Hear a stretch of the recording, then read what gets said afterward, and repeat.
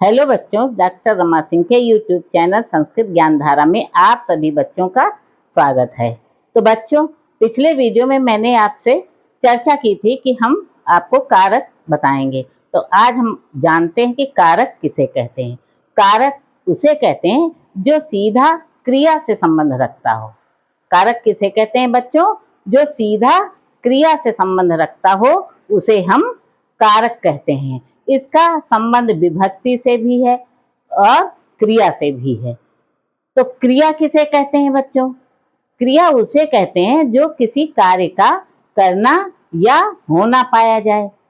क्रिया कौन कौन सी होती हैं? जो हम दैनिक जीवन में बच्चों कार्य करते हैं उसे हम क्रिया कहते हैं। जैसे पढ़ना, लिखना, बोलना, उठना, बैठना, दौड़ना, रोना, हंसना, ये सब क्रिया के अंतर्गत आते हैं। तो आइए बच्चों जानते हैं कारक किसे कहते हैं।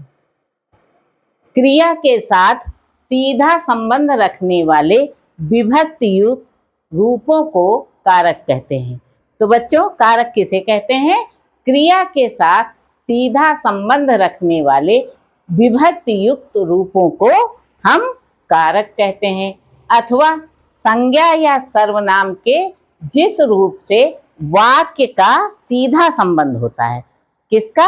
संज्ञा या सर्वनाम के जिस रूप से वाक्य का सीधा संबंध होता है और उसे अन्य किसी के साथ जाना जाए उसे हम कारक कहते हैं। अर्थात कारक जो क्रिया को करने में अपनी मुख्य भूमिका निभाता है उसे हम कारक कहते हैं। अर्थात कारक जो क्रिया को करने में अपनी मुख्य भूमिका निभाता है उसे हम कारक कहते हैं।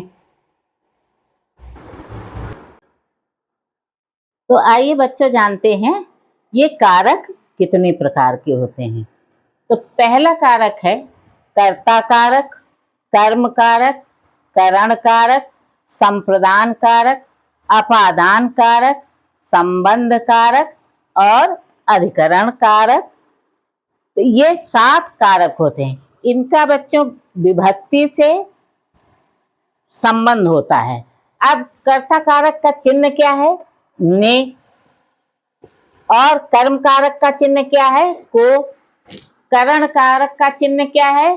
से, के साथ और द्वारा। संप्रदान कारक का चिन्ह क्या है? के लिए। अपादान कारक का चिन्ह क्या है? से अलग होने के अर्थ में। तो बच्चों ध्यान देना, ये पंचमी में जो है अलग होने के अर्थ में ये आता है कि बिल्कुल अलग हो जाना, दोबारा वो मिले नहीं। जैसे वृक्षात पत्राण पतन्ते, आप लोग पढ़ते होगे ना, वृक्षात पत्राण पतन्ते, वृक्ष से पत्ते गिरते हैं।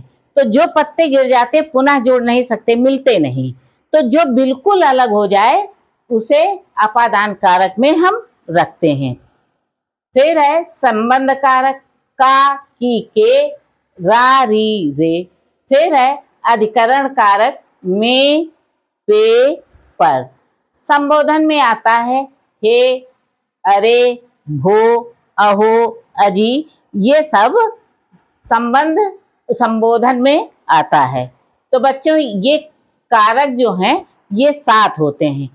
इनके चिन्ह ये जो हैं इनका विभक्तियों से विशेष संबंध रहता है। बिना कर्ता के और बिना कारक के और बिना विभक्ति के हम कभी अनुवाद कर नहीं सकते हैं। और इसको याद करने का सबसे सरल तरीका है बच्चों, जैसे हम याद करते हैं प्रथमा विभक्ति कर्ता कारक ने, तो इससे इसका सरल तरीका है कर्ता ने कर्म को करण से, संप्रदान के लिए, अपादान से अलग होने के अर्थ में, संबंध का, की, के, रा, री, रे, अधिकरण में, पे, पर, अरे, अहो, अजी। इस तरह हम इसको एक साधारण से जल्दी हम इस तरह पढ़ेंगे तो हमको जल्दी याद हो जाएगा।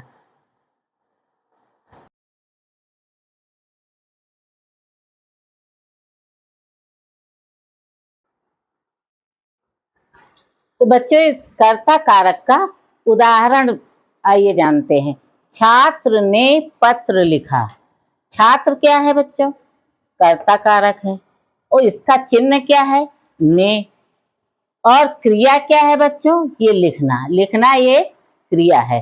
तो छात्र ने पत्र लिखा, ये हम कर्ता कारक के अंतर्गत रखेंगे। तो इसका अनुवाद क्या होगा? छात्रः पत्रम अलिखत। क्या होगा बच्चों? छात्रः पत्रम अलिखत। ये प्रथमा विभक्ति है। ठीक, तो प्रथमा विभक्ति के अनुसार हम क्रिया को, विभक्ति के अनुसार क्रिया को रखते हैं। इसी तरह कर्म कारक, तो कर्म कारक का चिन्ह क्या है? को। तो कर्म कारक में जैसे बालक पत्र को लिखता है, बालक पत्र को लिखता है, तो कर्म कारक का चिन्ह क्या है? को। तो इसका अनुवाद क्या होगा बच्चों? बालकः पत्रम लिखति। फिर करण कारक, करण कारक का चिन्ह है से, के साथ और द्वारा। अगर से आ जाए, के साथ आ जाए और द्वारा हो जाए, वहां पर हम कौन सी विभक्ति लगाते हैं? तुरंत तृतीया विभक्ति। चिन्ह से आप विभक्तियां लगाएंगे, चिन्ह से तुरंत विभक्ति आप जान जाएंगे। तीसरा आता है करण कारक। इसका चिन्ह क्या है? से, के साथ और द्वारा। अब इसका उदाहरण है, बालक पत्र को कलम से लिखता है। अब ये से जो चिन्ह है किसका है? तृतीया विभक्ति का उदाहरण। से जो है ये आपका तृतीया विभक्ति लगे है। तो किससे लिखता है बच्चों? कलम से। कलम से लिखता है, तो हम कलम में तृतीया विभक्ति लगाएंगे। इस तरह आपका ये उदाहरण होगा, बालका पत्रम कलमेन लिखति। तो बच्चों, आपको ये हमारी वीडियो कैसी लगी? अगर वीडियो अच्छी लगे तो लाइक, शेयर और सब्सक्राइब करना, कमेंट डालना और बेल आइकन जरूर दबाना, जिससे आपको हमारी आगे से आगे वीडियो पता चलते रहें। और अधिक जानकारी के लिए टेलीग्राम चैनल से जुड़ें, जिसका लिंक नीचे डिस्क्रिप्शन बॉक्स में दिया गया है। Thank you for watching.